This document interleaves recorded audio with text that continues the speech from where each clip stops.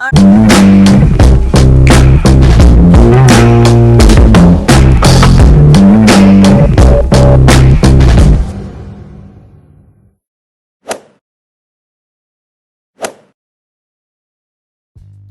YouTube, welcome back to my channel. If you're new, what's up? And if you're old, I appreciate you for tuning back into one of my videos. Before I begin, thank you for watching, because you guys don't have to do that.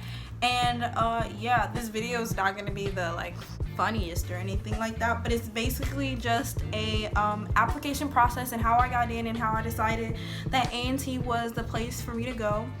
But the difference between this video and probably other videos you've watched is this is uncensored, because the way that the process went for me wasn't, I feel like, as smooth as other people. Another thing is me coming out of state, I just feel like all my life I had to fight. It was harder than it had to be. And yeah, so without further ado, I'm just gonna get into the video. Yeah, thanks. Okay, so I'm gonna be reading, or not reading, but wrote an outline in my journal. So if you see me looking down, I'm just making sure I hit every point that I was planning to make and not rambling, because I like to ramble.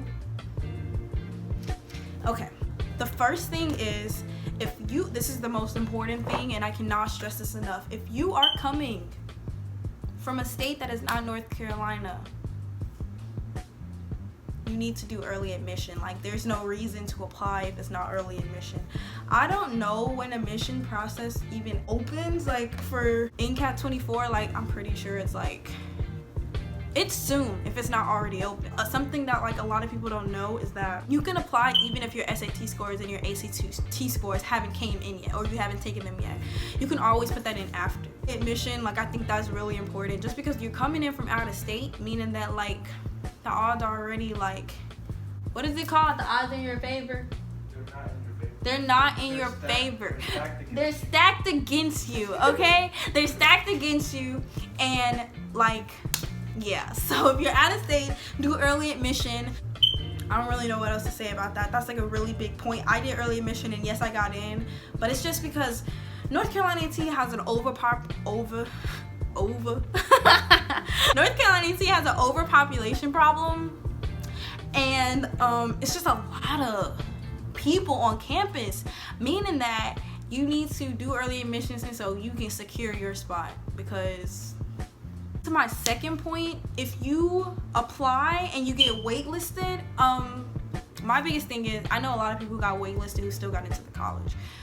There are a lot of different reasons why you can get waitlisted. It's not always you didn't get accepted. I feel like North Carolina A&T has a hard time not accepting people if you're qualified moderately. If you get waitlisted, my first thing that I would do is consider what major you're applying for. Consider if you really want to do it, and then think about your first year of college is legit prereqs. Unless you have an associate's or you're coming in with college credits and stuff, they're prereqs. Because when I was making my schedule before, I told them that I already had some credits. Everybody was taking the same classes, meaning that if you change your major to undecided or something that's easier for you to get into, it is a piece of cake changing your major, and I don't think people understand that.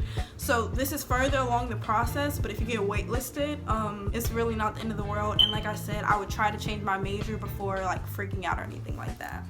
Okay, before I get to specifics about the college, make sure North Carolina A&T is where you would like to attend for the next 4 years of your life. The reason I'm saying that is because that doesn't seem Aggie pride all the way and stuff like that, but that was something that I was considering while I was applying and stuff like that, because I applied for Hampton, Howard, and Florida A&M. And I'm just gonna keep it G. North Carolina A&T is stingy when it comes to funds for out-of-state students, but my Hampton and Florida A&M offer for my grades and merit scholarships were substantial enough for me to make me consider, is North Carolina A&T all of that?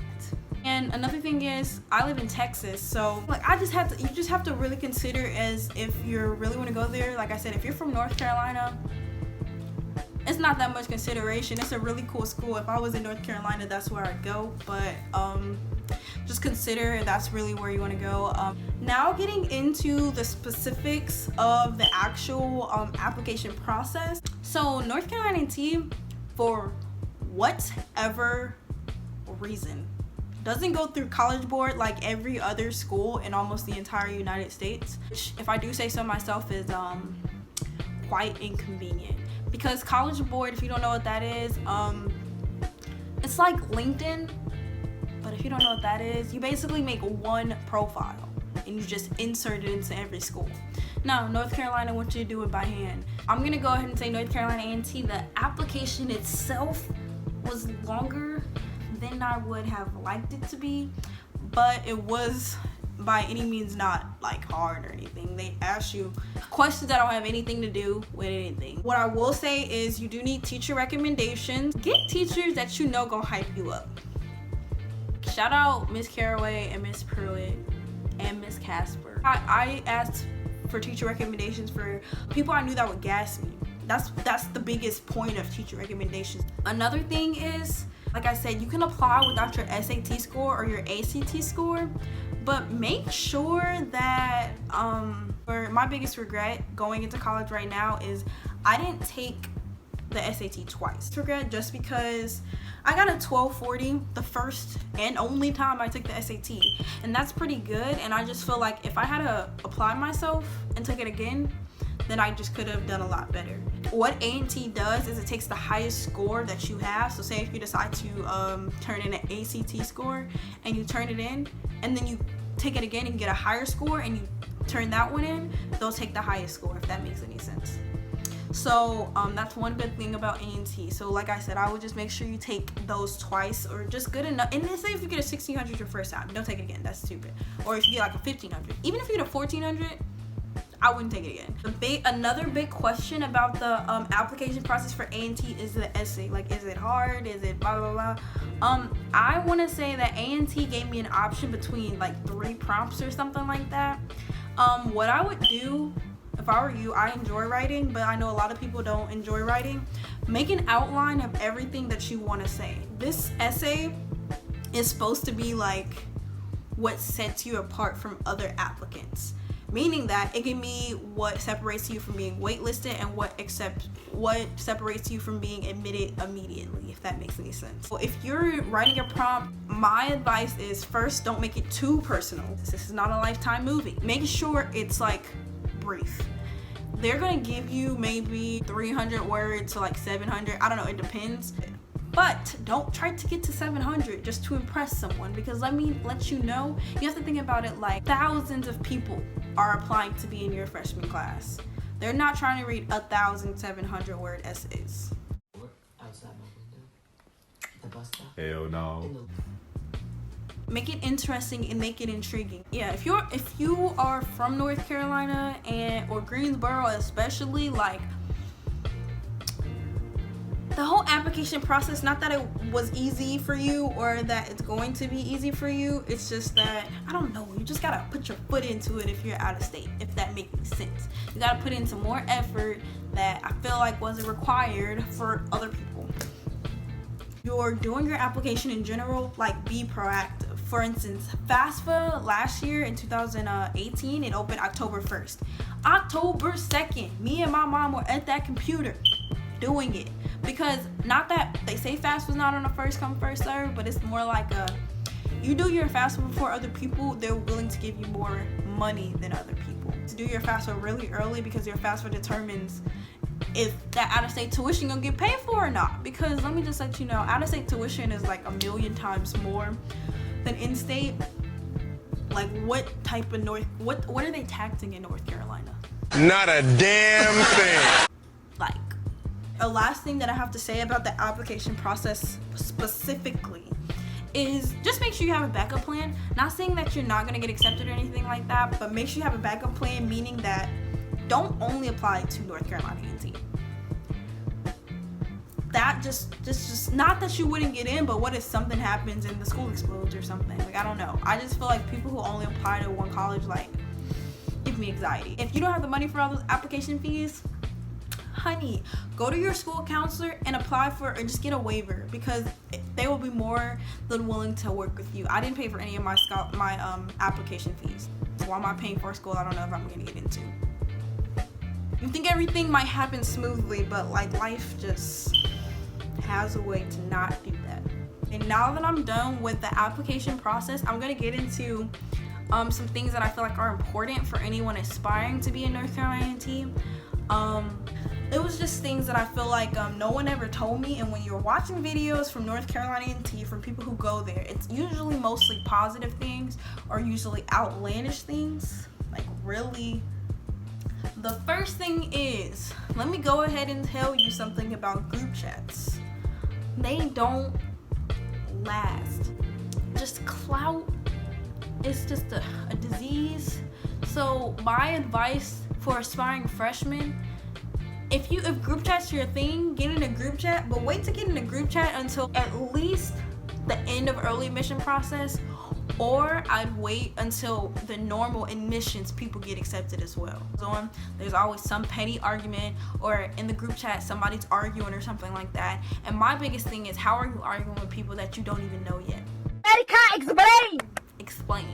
Another thing is, please make sure, okay, let me tell you about my experience with the North Carolina A&T admission. Before I say this, I'm just gonna go ahead and say Aggie pride, because I don't want anybody to like bash me or say that I'm trying to make the school like bad or anything. It's a great school, obviously I'm going there, but I'm gonna go ahead and say that their customer service, and I'm gonna say customer service because a school is a business, meaning that you still have to have some respect for the people giving you money. I don't have to do that, like it's not a requirement. The admissions and FAFSA offices are just rude. Like, they call you, you answer the phone, and they're just like, wait, what can I help you with? Sweetie, honey, like,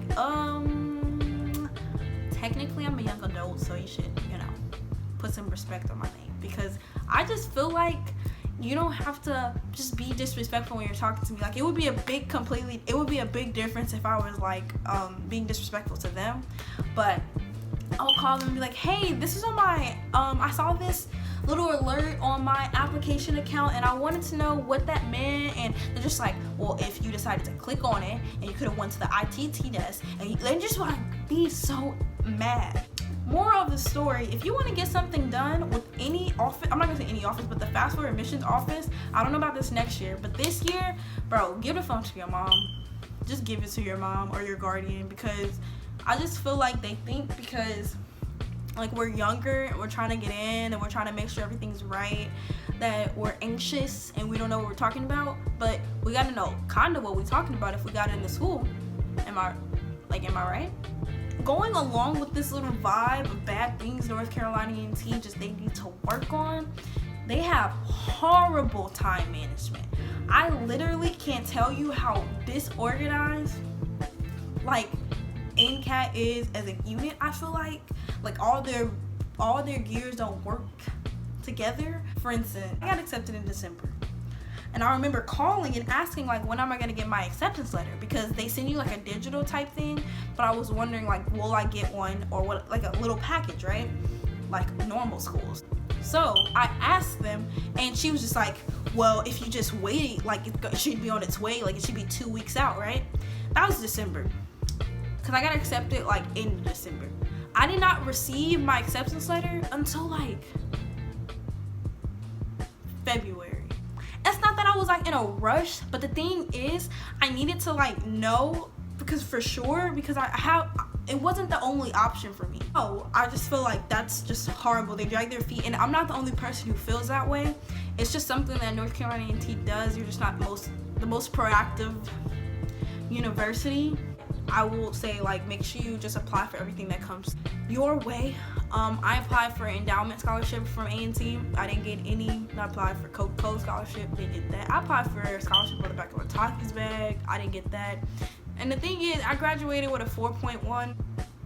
I don't know. Scholarships, I do think they're rigged, but that doesn't mean I don't think you should apply for them, if that makes any sense.